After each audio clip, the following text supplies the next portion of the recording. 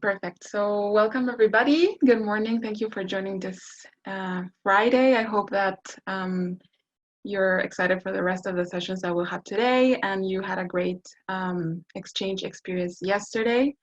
So my name is Patricia Cuevas. I am talking to you from Mexico. I am representing the amazing change-making team from Tecnológico de Monterrey in Guadalajara city. And well, my role in my university right now is to coordinate the social innovation alliances and other initiatives made by Ashoka at Tech Social. Tech Social is the area at my university where all things social happen, like social entrepreneurship and social innovation and social service or community service. And I'll tell you a little bit about my university as well. So Tecnológico de Monterrey is a private university. It was founded in 1973. It has now 26 campuses across Mexico, and we have more than 90,000 students and 9,000 professors. Our vision is leadership, innovation, and entrepreneurship for human flourishment. And a little bit from the rankings of 2019, Tecnológico de Monterrey was in the top 200 universities according to the QS World Ranking of Universities, and at the top 10 of the Princeton Review, according to our entrepreneurial programs and initiatives. And so my campus, Campus Guadalajara, Tec de Monterrey, in my campus has that designation as an Ashoka Changemaker campus since 2011. And it was the first university in Mexico and Latin America to have this designation. And since then, we have created and developed various initiatives that have impacted thousands of students, and we have fostered the change-making philosophy into everything we do. And so today I'm gonna talk to you a little bit about this new initiative that we started last year, which is a learning community, specifically on the topic of impact investing. And so I'm going to take you a little bit along a pathway that we followed with this initiative. So this community started by a proposal by 2811. 2811 is a social innovation Latin American platform that works with sustainability in different instances with different universities in Latin America and Europe, with the help of Ashoka as well. And so this collaboration was between us and also the Latin American Development Bank, the CAF, which by the end of this whole process was the one responsible for a challenge that was held for the students by the end of the learning community experience. And so the proposal from 2811 was to hold a learning community for 4 months to pilot a learning process of regenerative economy, new economies, money and consciousness, and other topics around impact investing. You know, impact investing was like the core topic or the main topic, and then everything that stemmed from that. That was like the first 2 or 1.5 months of the whole experience. So we covered all the basics from investing portfolios and bonds and all the financial instruments. And we saw different examples of creating ways to fund social innovation entrepreneurships or initiatives in both private and public instances. And so the idea, after knowing all these concepts around these topics, was to create an indicator that could be used as a reference for projects related to climate change. So the students, the main members of our community that are right here in this picture at the center, had to create this indicator, and with the support of the professors and staff in the community, the rest of the community, and also we had help from mentors and experts that were provided by 2811 and ourselves. They had to work on that indicator. And so the students decided to focus this indicator in the mobility sector and the CO2 emissions made by alternative means of transportation, and how these alternative means can be more damaging than helpful at times. And so they wanted to underscore the importance to companies that potentially could use their indicator of how much money they were actually losing in the cost on nature that the CO2 emissions or the other gas emissions were making to the atmosphere coming from their transportation uses, whether that is for transporting their products or if the company itself was a transportation company. And so they had to investigate and land that information and iterate that process a lot. So that ignited like an overlapping of disciplines, right? We had experts on climate change, on mobility, on transportation. We also had entrepreneurs that focused on green or climate initiatives, and investing and financing experts. So they all told us their different viewpoints, and they had to take these different viewpoints and process them in order to understand how a finance indicator works and how it also works, or we could make it work to meet all the methods to measure true indicators of climate change. And so it had to stay true to that, but also be attractive for the use for investors or companies or transportation companies in this case that could use this indicator, input their data, and see how much they were actually losing money in money terms in the long run, and how they could like measure their actual impact. And if you're interested in knowing a little bit more about the indicator itself and how it worked and what it was, you can let me know at the end, and maybe I can like share with that with you later.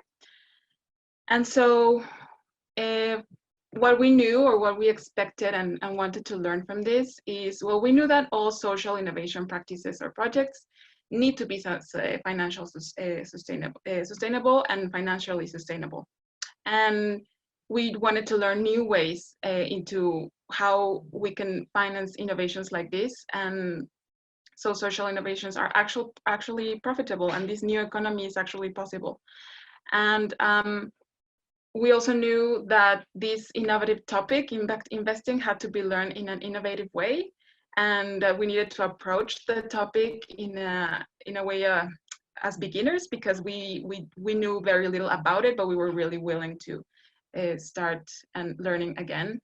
And we also, had in our pockets all the almost 10 years of change-making practices since we were in Ashoka change-making campus. And so we know that everything we do with our communities and with Ashoka and all the initiatives we have is more about the process and the progress. And then when it's about the progress, we can measure differently. And so we were very excited to just be in this process and learn with the students and the rest of the community about a new topic for our university. And so like this learning community led us to more questions and answers. And so I'm going to share with you a couple of big questions that came up for us. And if anybody wants to jump in before I talk to you about the answers we came up with, you are welcome to do so. We don't have a lot of time, but if you want to, you're very welcome to do so. So our first big question was, who should participate in a learning community? Does anybody want to have an idea? Want to write something up the chat? Like, who should participate in communities like these? What do you think? So for us, this learning community, we wanted to share with everybody. Maybe not everybody could be a part of it, but we wanted to share it with everybody. And so that for us, that meant involving people from the business faculty and the staff and collaborators of the Institute of Entrepreneurship and Social Entrepreneurship at our university. And so the community was made by these 3 students that you see here, and then 3 professors and collaborators from the social entrepreneurship and entrepreneurship area.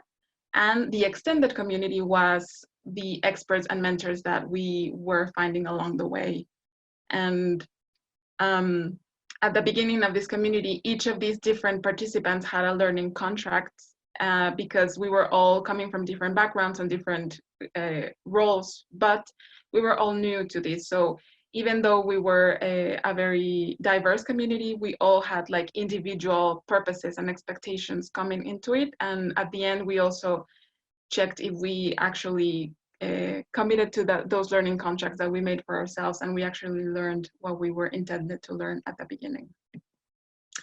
next big question that we had for ourselves is what rewards or milestones can be offered to engage students and other community members during the process of this learning curve. And for us, it's always about the process, like I said, and about a pathway. So we see these experiences as pathways for the students and the community to continue evolving. So for them, if they were really interested in continuing this experience, that's when we would be like, oh, so you should talk to this person, and then we invited this ally and this mentor, and we saw this as a personalized pathway process, and that's mostly what we do with most of our initiatives. We cater the special help or special mentors and help that we foster from our community according to what the students or the initiative is calling from us. And also we think that the topic itself, the topic of climate change and impact investing and all of these really big but also important topics are engaging to the students in the community, because they are so big that sometimes we don't know how to approach them. And so with this community, we offered a way into which we could make a dent into this big world of investing, but then impact investing, and how that can actually have an impact into mitigating or stopping climate change in a way. And so our very last question is then, when we have this experience, how do we tell this story, and how do we put the spotlight in this topic for the rest of the community in our university as a whole, can like look at it and be interested in it. And so first of all, we know that we have to own this topic. And by that, I mean own it in a way that we can present it to others, like I'm doing right now, and to share it in a way that can feel our own, and that we have already an approach that we have proved and see if it has made an impact or not. And also, how do we tell this story? Well, like I mentioned, and to resume, we tell this story in expectations or in previous knowledge, like what do we know about this? What do we want? What do we expect to learn from all of this? Then we go into the process part of things, or the pathway that we're following with each individual topic, in this case, impact investing.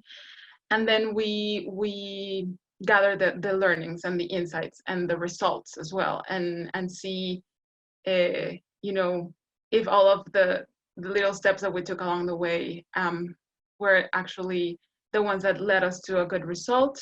And in our case, a bunch of other professors that weren't involved at the beginning of the learning community were actually really interested in this topic for the first time. And so we are looking into ways that more members can join for our next iteration of this learning community, which is probably later this year. And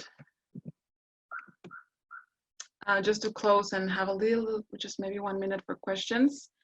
So what we took away is that, we want to connect in different scenarios with the students for, having different ways to learn about new topics. And right now we have another community that is in the starting stages, which is the Climate Labs. That is also a project with Ashoka and Erasmus and other 14 universities in Latin America and Europe. And we're just like trying to approach these new topics in innovative ways and make the students be interested in them also. And not only the students, but make like these diverse and transversal communities along our university. And so I think we have maybe 1 more minute if you guys have questions or maybe comments. Here's my contact also if you'd like to send me anything, or you would like me to share something specific about the community. And yeah, thank you so much for being here today. We have someone in the chat. Why did you decide to create a learning community instead of creating an impact investment course? That's a good question. Actually, it's like this is working the other way around. So the community was the one that attracted like the faculty from the business faculty, and so now we're looking into making this a course first for the teachers, for the professors or teachers to learn a little bit more about it, and then hopefully they will implement it or deploy it in different investing courses that are already exist as a minor, or I think that's in the long run for us. We do have a major in finance, but sometimes a lot of these innovative topics in our university, the way that students engage with them is in like this sort of co-curricular experiences like this one. This was a co-curricular experience. It was also linked to all the social initiatives that we have in campus. So it did have like some sort of credit for them, but not a curricular credit. It was a social service credit that they need to accomplish by the end of their careers. And then the same person, Violeta, why did you decide to create a learning community instead? Yeah, so that was the question. What's next with this community? I think, like I said, for the first step is to involve more faculty members from the business school and get them interested in this topic. We are also always looking for like stages to just present this topic and see if people think that this is a way, you know, to approach the big topic of climate change and funding these solutions and these initiatives. And also we might restart this or iterate another version of this community in the fall semester with a little bit of changes. So this was the first time that 28 also did this community, and this was like their pilot and our pilot, and so there are some changes being made. We might have like an inter-university experience with other universities in Latin America or even Europe, and it might become not a community but a lab, and so those differences might affect also the way we deploy this strategy next fall.